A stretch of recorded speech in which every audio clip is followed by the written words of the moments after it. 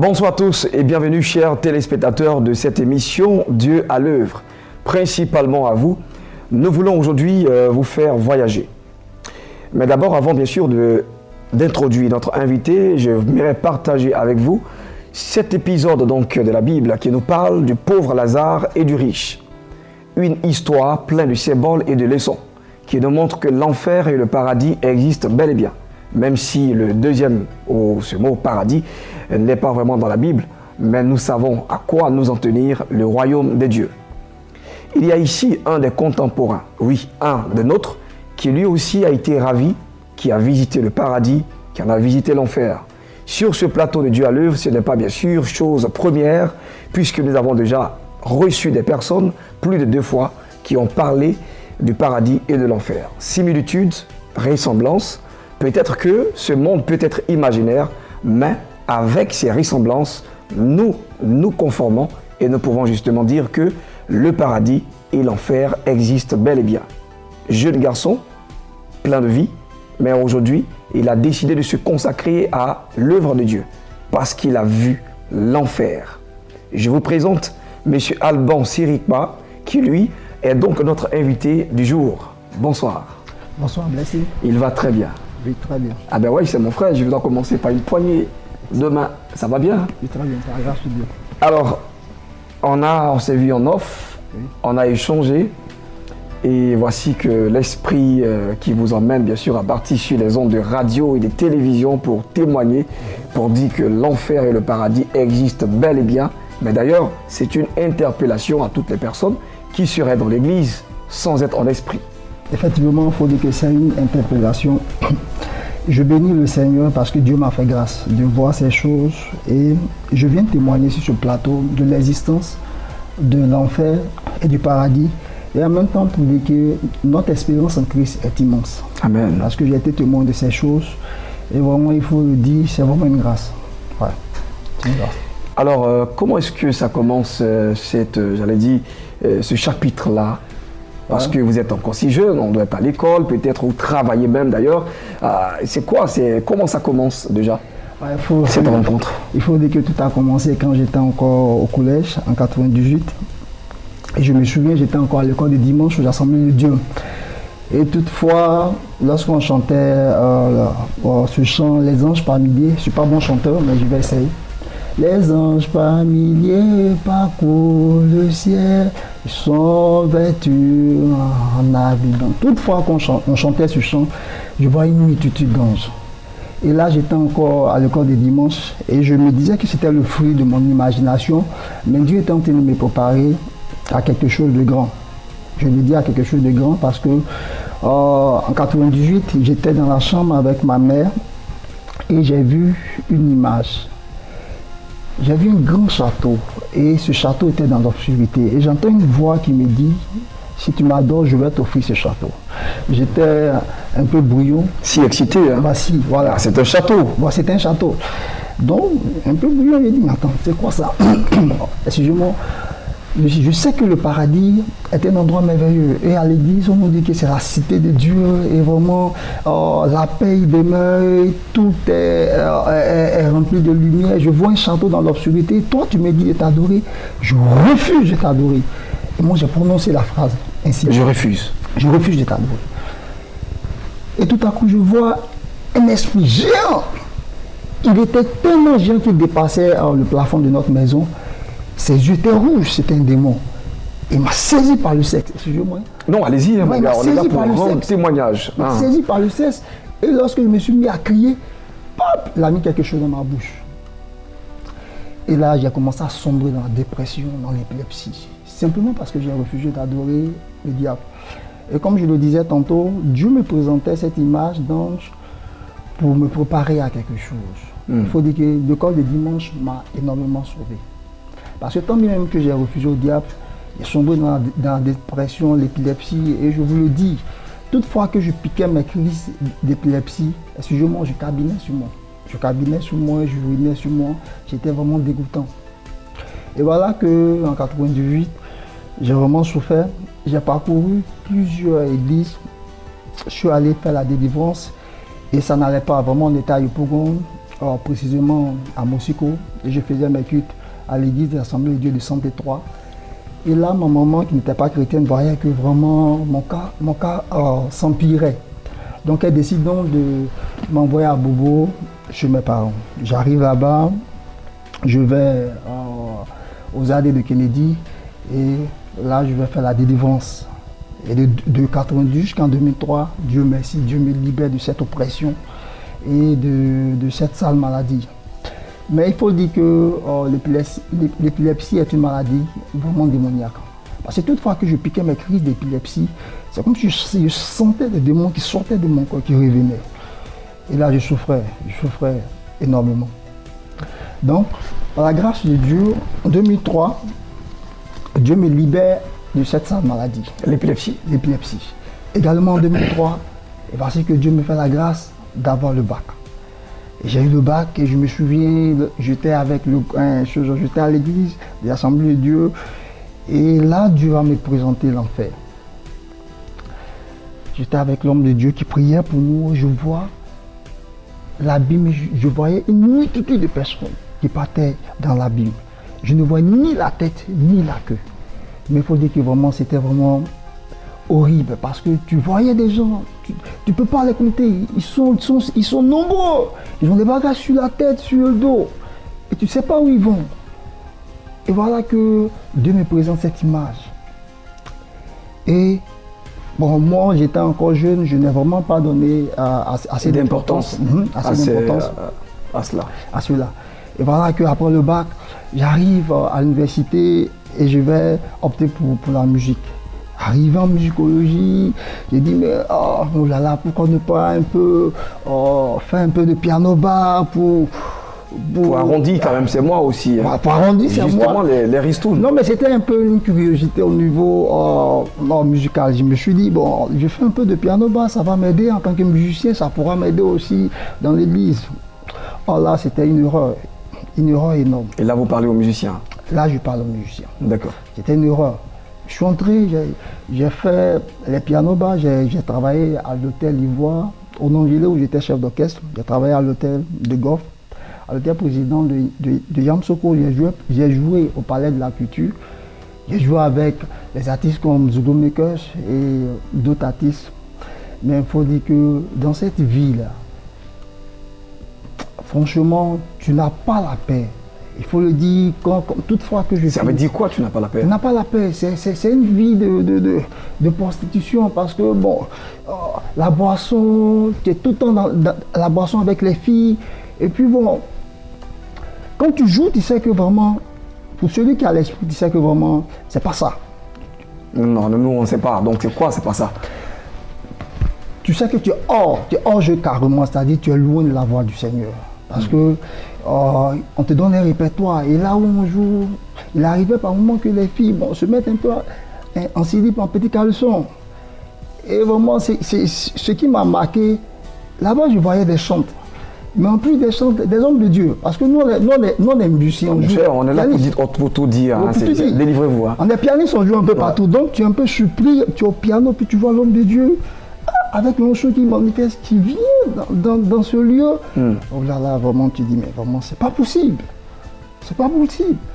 Mais il faut dire que... Mais ça vous confortait de rester là ou bien vous étiez plutôt attristé en fait? Bon, moi, il faut dire que j'étais attristé. Parce que vous avez le Saint-Esprit en vous déjà? Oui. Parce que toutefois que j'entrais chez moi, j'étais en larmes. J'étais en larmes. Je priais Dieu pour que Dieu me fasse sortir de cette vie de débauche. D'abord, je vivais avec une fille que je n'avais vraiment pas dotée, on était en gré. Et ça allait, il faut dire, en financement, je pouvais avoir... J'avais 417 000 francs le mois avec les gombos. Facilement, je pouvais atteindre 500 000.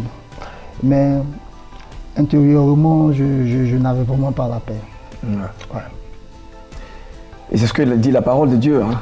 Il donne la paix, lui sa paix, à ceux qui l'agréent en fait.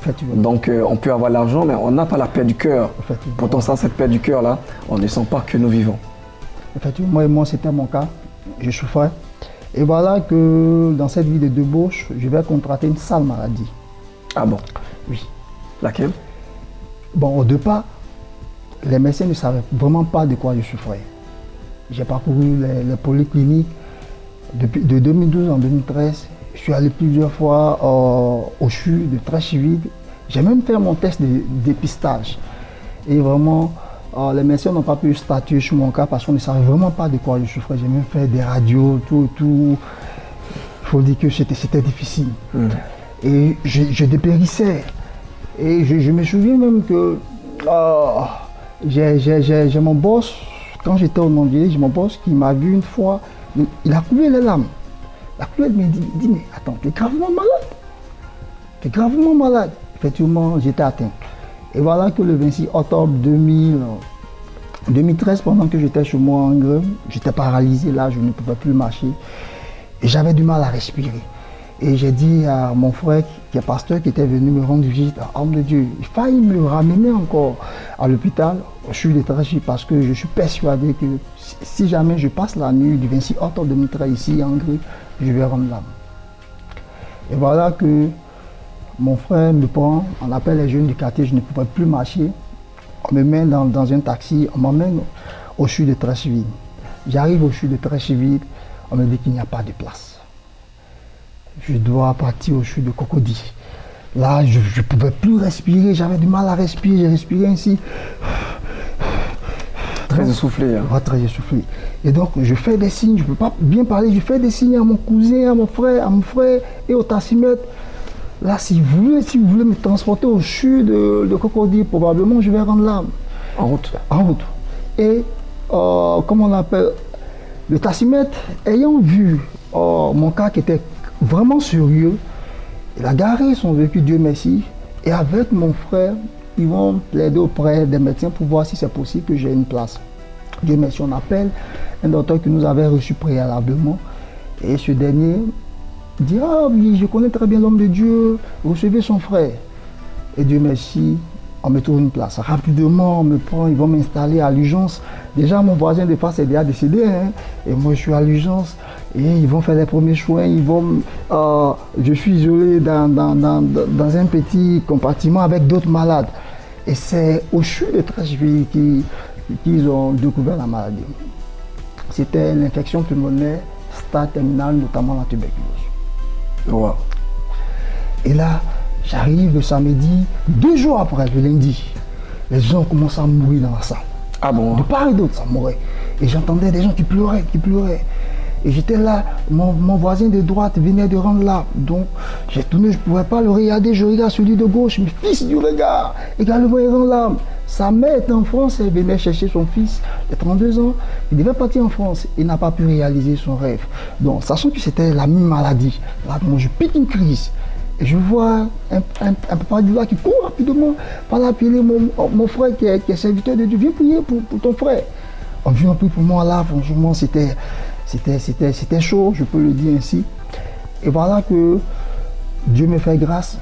2 jours après, le mercredi, on me fait changer de chambre. Et une maman que je ne connais pas vient me dire, mon fils, Dieu me dit, ce mercredi, si tu restes ici au CHU de Treichville, c'est pas bon pour toi. Dieu merci, ce jour-là, la famille était en jeûne. Parce que l'homme de Dieu avait reçu qu'il fallait que la famille jeûne pour moi. La famille était en jeûne. Donc là, voilà, les médecins viennent, parce que comme on appelle l'ambulance, de Cocody vient me chercher. Ça arrive, il rentre dans la chambre, il me voit, il dit, mais c'est pas possible, on ne peut pas prendre ce malade. Mais il est déjà mort. Si on le pourrait, il va mourir dans notre véhicule. On ne peut pas endosser cette responsabilité. Ouais. Et pas me laisse, ils sortent. Et je les attends discuter avec leur hiérarchie. Et c'est pas possible, on ne peut pas le prendre. Et là, puisque l'ordre venait d'en haut, il fallait m'évacuer rapidement. Et ils reviennent. Ils n'avaient pas le choix, mais franchement, ils n'étaient pas contents parce qu'ils disaient, mais on n'a pas de gaz oxygène dans notre véhicule, ce type risque de mourir en route. Dieu merci, j'étais le seul patient qu'il fallait, le seul malade qu'il fallait transférer au CHU de Cocody. Rapidement, on arrive au CHU de Cocody. Arrivé au CHU de Cocody, lorsqu'on me transportait dans l'ascenseur, c'est là que j'ai compris que la vie sans Dieu, l'homme n'est rien. Tout était allé vite. Comme je disais tantôt, 417 000 francs le mois. Et puis moi, avec je préfère taire le nom, mais voilà, j'étais proche des hommes très riches. Donc quand je parle des gomos de près de 50 000 francs la semaine, donc je dépassais facilement 500 000 francs. Mais je me rends compte que voici. Le compte à rebours revient à zéro. Revient à zéro. Je suis livré, moi, sur mon sort couché. Et là, Les gens faisaient me marcher là-dessus. Parce que je vraiment ne ressemblais à rien. Et voilà qu'ils vont me on me fait sortir de l'ascenseur. J'arrive, on me dit qu'il n'y a pas de place. Ils vont me déposer dans le hall. Précisément au 12e PPH, au PPH. Et je reste là, pour quelqu'un qui était sous masse oxygène, comme on appelle, au-dessus de 13,8, je reste là de 9h jusqu'à 17h. C'est à 17h qu'ils vont trouver une chambre pour moi. On trouve une chambre, la famille décide de rompre le moment de jeûne, et pendant que la famille rompt le jeûne, et voilà que moi je veux prendre la nourriture, là, je perds connaissance. Vous êtes parti? Je suis parti. Là, pour un voyage? Oui, pour un voyage, mais pour un voyage très court. D'accord. Très court. D'accord. C'est là parce que la servante de Dieu avait dit, tu restes au-dessus de 13 juillet de mercredi, c'est pas bon pour toi. Franchement, c'était de l'esprit. Et là, je retrouve connaissance à partir de 20h, mais là, je suis sur le dos de mon frère. Mon frère, on trouve une salle, rapidement pour moi, une salle d'urgence. J'étais seul, j'étais assis, on me met le masque oxygène, on me demande, monsieur, vous recevez l'oxygène. J'ai dit non, non. Là, franchement, je respire maintenant. L'air était ici, est compressé. Et il va s'en suivre une série de prières. Je me souviens de ma belle-sœur qui priait pour moi avec l'homme de Dieu, mon frère. De 20h jusqu'à 3h du matin, je prie, puis je respire toujours difficilement. Les médecins, on demande à tout le monde de sortir. Et j'entends maintenant mes parents qui pleurent. Ouh là là, c'est fini. J'entends mon père, père à son âme, qui pleurait, ma mère, oh, ça n'est fini pour lui, oh là là, et ça pleurait, ça pleurait. Et bon, j'avais vraiment du mal à respirer. Et le médecin qui revient me dit, non, mon fils, tu vois, depuis on commence à s'enfler, il faut te coucher. Non, laissez-moi, laissez-moi. Ne m'amadouillez pas, je meurs. Seigneur, prends pitié de moi. Parce qu'à ce stade, il savait il n'y a que Dieu seul qui peut intervenir. Et là, ce n'était pas la mort qui m'effrayait, mais il savait que je partais en enfer. Clair. Pourquoi? C'était clair dans ma conscience. Moi, j'avais mal vécu. J'avais mal vécu. Je connaissais la vérité. Et j'étais dans une vie de super chérie. Donc, arrivé là, je criais. Quand je voyais, c'était clair dans ma conscience. Dieu est faux. Et je le savais. Et je dis non, arrêtez, ne me touche pas. Et maman, il refuse. Parce que j'étais assis. Et les médecins savaient que si je me couchais, tu partais. Je partais. Et moi-même, j'étais comme ça. J'ai refusé. Et voilà que toujours je criais à Jésus. J'entends une voix comme un chant. Si tu es vivant, il faut chercher le Seigneur. Après, il savait que c'était la main tendue de Dieu. Oh Père, je te demande pardon. Pardon, Seigneur, Seigneur. Sauve-moi, sauve-moi, prends pitié. Et là, je reste là. Je crie à Jésus parce que je refusais d'abandonner. C'était l'ultime grâce de Dieu, là, la main tendue de Dieu. Et là, à partir de 5h du matin, je sens dans mes poumons comme 2 ellipses de ventilateur. Le redémarrage. Le redémarrage. Ah mon Dieu, mais c'est merveilleux. Je reçois des lait. Enfin, merci Seigneur. Et là, je commence à m'étendre, à me coucher. Vous avez compris l'importance du souffle de vie. L'importance du souffle de vie. Wow. Et voilà que le matin, le médecin vient, elle est vraiment stupéfaite. Vraiment, c'est miracle, tout le monde en parlait. C'est miraculeux, miraculeux. Et là, on va m'opérer rapidement. On me paie 2 fois sans anesthésie. Parce que j'étais vraiment très faible. Et une image qui m'a marqué après l'opération, une jeune fiancée était avec son fiancé et il déféquait sur lui. Il était également malade dans la chambre 17. Et elle était là, elle a laissé son fiancé tomber par terre. Mais c'est quoi ça? Mais comment est-ce que ce jeune-là peut tomber malade ici? Je dis que c'était les os de ma tête qui restaient. Je me souviens, quand mes amis venaient me rendre visite, ils ne revenaient plus. Et voilà qu'une maman que je ne connais pas, qui priait pour moi, qui me soutenait au CHU, elle me dit, Dieu veut que tu fasses un vœu. Et je vais faire tous les vœux possibles. Et voilà que, elle me dit non, Dieu dit que ce n'est pas le vœu qu'il veut que tu fasses. Et pendant que je réfléchissais, j'entends une voix dans mon oreille qui dit, renonce au monde, renonce au piano-bar, renonce au monde, renonce au piano-bar. Je dis, Père, je ne vais vraiment pas faire de résistance, je renonce au monde. Et voilà que, quand j'ai décidé de renoncer au monde, renoncer au piano-bar, parce que pour moi, je sors d'ici, je reprends mon travail, mais je suis sain cette fois-ci. Et je prends la décision donc de renoncer au monde. Et voilà, elle prie pour moi et je reçois une vision flash des anges qui est en train de m'opérer. Le lendemain, on me donne donc un bulletin de sortie. Je peux sortir, je peux aller chez moi à la maison. Et là, je ne pouvais plus retourner en Hongrie. J'étais paralysé, je ne travaillais plus. Donc, je vais encore sur mon grand frère. Arrivé là-bas, 5 mois après, je perds mon père. Et j'entends la voix de l'Esprit qui me dit, rentre dans ma présence, organise des moments de prière. Et il faut dire que pendant 4 ans, c'était des moments intenses de prière, de jeûne et de prière. Et je priais plus de 8 heures par jour. Et voilà que je vois un esprit au travers le mur. Et je le fixe du regard. Et je dis, non de Jésus. Et il me regarde, il sourit. Et après, il disparaît. Et l'esprit ouvre mon esprit. Et là, je me rends compte que c'est un ange. Ah bon? Et oui. Et comment? Et pas de monde. Parce que là, je lisais beaucoup le livre des prophètes. Les livres des prophètes, notamment celui d'Ézéchiel. Et cet esprit avait des yeux partout, sur tout le visage. Et là où il n'y avait pas un chose des yeux, c'était de l'or pur, la pureté de l'or. Parce que j'étais couché comme ça, je priais et on se fixait du regard. Et là, je m'en suis rendu compte que c'était un ange, un chérubin. Et après, je vois le temple de Dieu, selon que nous dit Ézéchiel 43. En la gloire de Dieu, je vois ces anges qui ont des yeux au niveau des ailes. Pour dire, c'est vraiment une réalité. Et je pouvais voir, ils ont comme on nous le dit, Ézéchiel 1 et 10. Notamment Ézéchiel, je crois 1 et 10, ils ont des roues. Ils sont des roues de chars de combat. Ouais. Franchement, il faut dire, c'est un peu comme Élisée pouvait dire, char d'Israël. Merci. D'accord. Oui, char d'Israël. Et voilà, j'ai vu l'ange Gabriel, mais il a le visage d'un Dieu. Les dieux, quand tu vois, c'est comme si le visage se décompose, mais ça ne se décompose pas. C'est mêlé de la puissance de Dieu, de la gloire de Dieu. Wow. Et j'ai même vu Abraham, j'ai vu David. Vous avez vu Abraham? J'ai vu Abraham. Ah bon? J'ai vu Abraham. C'est quelle expérience, ça? Ah, j'ai vu Abraham, et après, paf, le paradis. Mais là, vraiment, j'ai été victime d'une chose vraiment spectaculaire. Allez-y. Hein. Parce que le Seigneur Jésus, j'étais à la droite du Seigneur Jésus et je regarde, je vois les 4 êtres vivants adorer Dieu. Il faut dire c'était vraiment merveilleux. 4 êtres vivants. 4 êtres vivants. Selon Apocalypse. Selon Apocalypse. Comme le dit Apocalypse, je crois 4, verset 8, et notamment Ésaïe 6. Et pendant qu'ils adoraient Dieu, la pureté de Dieu, fou, comme nous le dit. La pureté de Dieu. C'est semblable à du saphir. Selon que nous dit Exode 24, verset 10, comme du saphir, comme le ciel en sa pureté. Wow. Bleu. Genre comme le bleu que tu as porté, un bleu ciel, mais encore plus pur que ça. Et je vois la pureté de Dieu. Au fur et à mesure que l'adoration devenait intense, la seconde sainteté de Dieu apparaissait et tous, quand sur le visage se détournaient. Personne ne pouvait regarder vraiment cette gloire de Dieu. Non, prenez votre temps pour nous parler cela. Vous avez dit la première gloire. La première sainteté de Dieu, d'accord, c'est du bleu. D'accord. Du bleu. Et là et la seconde sainteté de Dieu, c'est comme le soleil. Personne ne peut regarder Dieu. Personne ne peut regarder cela. Et tous, je regarde même à ce moment-là, je descends là. Je descends, je ne peux plus regarder ça. Un peu comme Moïse qui monte. Voilà, qui monte. Et qui peut voir, qui peut apprécier Dieu. Oui, oui.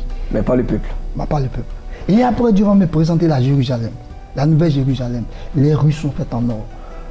Et je rentre dans le sein de Dieu. Mais quand tu rentres dans le sein de Dieu, j'ai dit, une paix indescriptible, une joie immense. Oh Jésus, mais tu réel, mais c'est une réalité. Sérieux? Le paradis est une réalité. Ce n'est ni un mythe, ni une illusion, mais c'est une réalité. Le paradis existe. Le paradis est une réalité. Une paix immense. Et puis une fraîcheur. Oulala. Oh Seigneur, merci pour ta grâce. Et arrivé là-bas, on t'appelle, on vérifie pour voir si tu as ton nom écrit dans le livre de vie. Sérieux? Sérieux. Si tu n'as pas ton nom écrit dans le livre de vie, tu es hors jeu. Et le Seigneur est très pragmatique et très exigeant en ce qui concerne la sainteté, la sanctification, la vie de sanctification. Et voilà que le Seigneur va me donner des instructions concernant l'Église. Avant, toutefois que le culte doit commencer, je pouvais voir des anges qui occupaient les chaises du culte. Et notamment les chrétiens qui viennent avant l'heure du culte reçoivent la grâce. Et ceux qui viennent après perdent la grâce. Et j'ai vu la locomotive de Dieu. Il y avait une classe qui avait des chaises en or. Et Dieu va m'instruire que ces chaises sont réservées à ceux qui sont fidèles à leur poste, notamment ceux qui font les tâches de l'église qu'on considère des villes. C'est quoi les tâches de l'église qu'on considère des villes? Nettoyer le temple, balayer les toilettes, tout et tout. Et Dieu me présente un homme de Dieu ici en Côte d'Ivoire qui lui, toutefois qu'il vient s'asseoir, son siège est en or. pour dire que vraiment Dieu donne assez d'importance à ce que nous faisons. Et voilà que Dieu va me parler de la Côte d'Ivoire. Je vous le dis, lorsque le Seigneur me parlait de la Côte d'Ivoire, j'entendais et Dieu va me dire, et Dieu me présente une image. Je vois des hommes de Dieu qui étaient en train de disputer entre eux. Ils étaient en train de faire parler entre eux. Et pendant qu'ils étaient en train de faire parler, je voyais l'ennemi qui rentrait, qui bombardait. C'était vraiment dégoûtant. Des hommes de Dieu qui ne s'attendent pas. Et vraiment cela irrite le cœur de Dieu. Et je voyais l'ange de l'Éternel qui agitait la colère de Dieu dans l'église et des sauts rapides dans les cieux de la Côte d'Ivoire. Et vraiment, Dieu saisi par le Saint-Esprit. Le Saint-Esprit m'a envoyé rendre non seulement le témoignage des choses que j'ai vues. Pour lui, le paradis est une réalité. Mais aussi, j'ai compris. Tu sais, quand les gens meurent, quand tu meurs et que l'âme sort du corps, selon l'expérience que j'ai vécue, tu attrapes ta tête, mais c'est pas possible, aujourd'hui je meurs. Oh mon Dieu, je n'ai pas eu le temps de me repentir. C'est fini pour moi. Et là, deux démons viennent te chercher. C'est rapide. Mais des gens qui cherchent à entrer dans le corps, ils font tout. Pour vous dire, mes frères, ne ratons pas une grâce aussi immense. Wonderful. Ne passons pas à côté des saluts glorieux. Il est préférable pour toi de te faire dévorer, vivant, à Christ par un lion, de la tête jusqu'à la plante des pieds, que de rater un si grand salut. Parce que les gens qui sont là-bas souffrent amèrement. Parce que j'ai vécu l'enfer, je sais de quoi je parle. Et voilà que vraiment, c'est le message que c'est le message que j'ai vraiment délivré au peuple de Dieu. Notre espérance en Christ est immense. Monsieur Alban Siripa, Oui. vous avez rendu le témoignage avec tellement de passion. Merci. On se rend compte que vous avez fait un voyage, vous avez effectué, vous avez vu justement le paradis avec la description des anges et tout ça. Et on se rend compte que vous êtes même rentré dans la profondeur des Saintes Écritures que nous lisons tous. Amen. Mais l'appel est assez fort pour moi et pour justement vous qui regardez donc cette émission de témoignage. Le paradis existe et l'enfer aussi. Et comme il vient de le dire, lorsque nous mourons, on n'a qu'une seule pensée, c'est de ne jamais avoir eu le temps de se repentir. La repentance et la vie de sanctification doivent faire partie de nous. Je parle de vous et je parle également de moi. C'est vraiment un message très fort, frère. Amen. Et quand on parle des hommes de Dieu qui se disputaient, je pense bien que leur est à nous emmener à l'union. À l'union. Voilà, à l'union, pour pouvoir justement fermer les portes de la division à l'ennemi qui pourrait frapper. Qui pourrait frapper. Voilà, c'est sans trop de commentaires que nous allons vous dire au revoir. Vous avez pris le temps d'écouter ce jeune qui est justement disposé à venir rendre témoignage dans des églises et dans des séminaires pour encore mieux vous expliquer, puisque le temps qui nous est imparti est écoulé, encore ce qu'il a pu voir de si horrible, mais encore de si merveilleux. Merci donc Alban Siripa. Merci. Que le Seigneur vous bénisse. Dieu blessing. Et on espère justement que l'aventure et le ministère n'est pas loin de vous. Et allez et racontez l'histoire au monde entier. Merci, que Dieu Allez. vous bénisse. Vous aussi depuis chez vous, passez le message, le paradis et l'enfer existent bel et bien, ce ne sont pas des farces, ça existe. Allez, au revoir.